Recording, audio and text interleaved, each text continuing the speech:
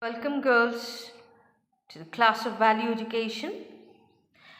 And before we begin with the story and today's lesson, I want you to focus on some of the phrases that we often use, like she's selfish, you're very bad, he's nasty, she's proud, you're dishonest. Girls, we often use these terms for our friends, for people whom we know, for people whom we don't know. But girls, it's not the right thing that we do. So let us begin with the lesson. Let us not judge others. Girls, going by the lesson, most of us are very fond of judging others. We take a lot of pleasure or we derive a lot of pleasure in judging others and labeling them as selfish, bad, nasty, proud, and dishonest. But girls, that's very unfair. That's wrong that we are doing. Okay? So, today we will do a story that will let us know that it's not for us to judge others, because when we make wrong judgments, we hurt others, we spoil their reputation, we break our friendships, and this causes a lot of pain and hurt to the others.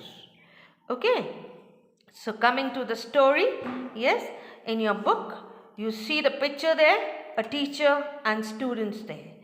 And the story goes on to say, a new teacher had joined a school and began taking his first lessons.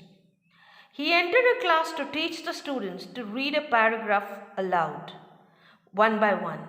He checked the children and asked them to read loud and clear.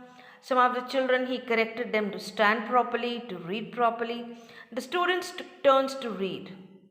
Now, as the turns were going one after the other, it was the turn of a boy named Arun. Yes, he got up to read, and holding the book in his left hand, as you can see, holding the book in his left hand, he began to read.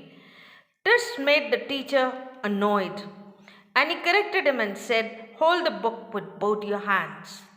Still, yet the boy continued reading with the book in one of his hand. And then finally the teacher got enraged, he got very angry, and he shouted at him and told him, "Leave the class," and walk out. And the boy walked out in tears. And the entire classroom was terrified. Yes, very, very scared.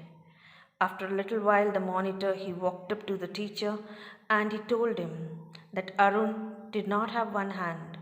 He had lost it in an accident 2 years ago. Girls, so what happened with this teacher can happen with any one of us. So it is certain that it's better not to judge anyone.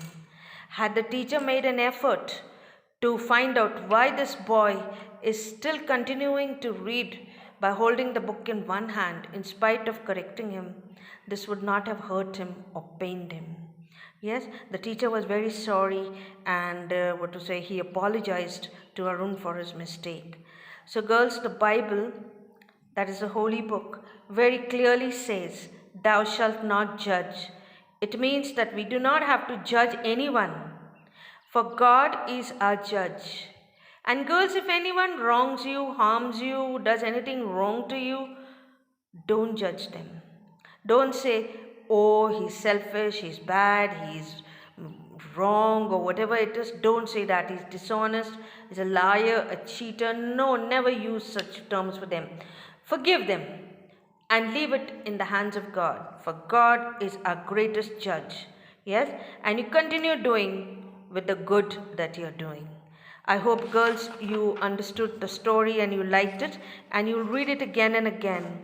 And girls, now on page 24, you have this exercise, and I want you to write the answers here itself, to write these true and false and learn them. And there's an exercise for you about an incident that happened with you when you falsely judged friend of yours, and what were the consequences. You can write it here. Yes, girls, so today we learned something very important: to forgive others when they harm us, and never to judge anyone without knowing the real fact. And even if you know the real fact, we are not the judge, for God is our greatest judge. and He will judge everyone.